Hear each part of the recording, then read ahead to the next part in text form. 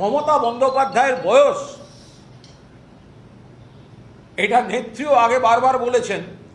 আগেকার দিনে এরকম তো ইনস্টিটিউশনাল ডেলিভারি সেই অর্থে হতো না, নিখুঁত দিন তারিখ। ওই ভর্তির সময় গার্জেন বাবা যখন নিয়ে যেতেন, মা যখন নিয়ে যেতেন, স্কুলে একটা তারিখ বসিয়ে দেওয়া হতো। ফলে মমতা বন্দ্যোপাধ্যায়ের অফিসিয়াল যে কাগজ, তাতে যা বয়স এবং বাস্তবে এখন যা বয়স, বয়স অনেকটা কম।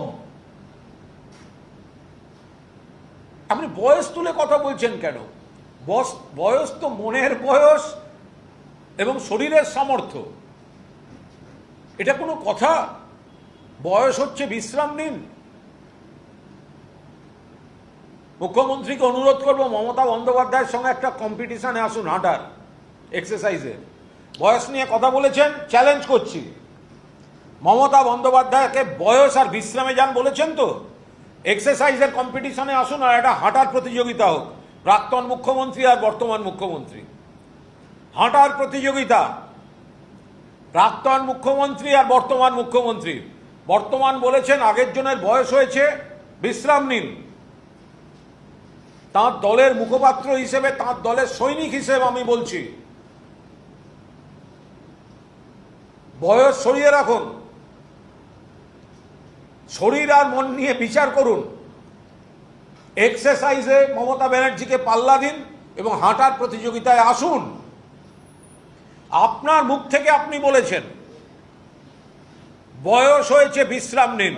আমরা আপনাকে বলছি, আপনি মমতা বন্দ্যোপাধ্যায় এই অ্যাকসেপ্ট আমাদের তরফ থেকে আপনি অ্যাকসেপ্ট করুন।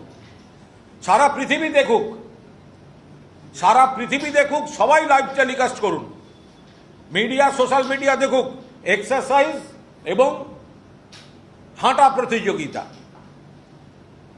মাননীয় মুখ্যমন্ত্রী হ্যাঁ বলুন, অত বড় বড় কথা বললেন, হ্যাঁ বলুন। আমি আবার বলছি, মমতা বন্দ্যোপাধ্যায়ের কাগজে কলমে যা বয়স, তার থেকে তার বয়স অনেকটাই কম।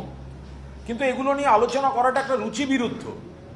যিনি যতদিন সুস্থ সবলভাবে কাজ করছেন, তিনি যেটা পারেন, একটা ব্যতিক্রমী শক্তি কাজ করে তাঁর। শুভেন্দুবাবু, মমতা বন্দ্যোপাধ্যায় বয়স হয়েছে, বিশ্রাম নিন আপনি বলেছেন। আমরা বললাম বয়স, বিশ্রাম নিয়ে মানসিকতাটা অত্যন্ত বিকৃত এবং রুচি বিরুদ্ধ কথাবার্তা বলেছেন।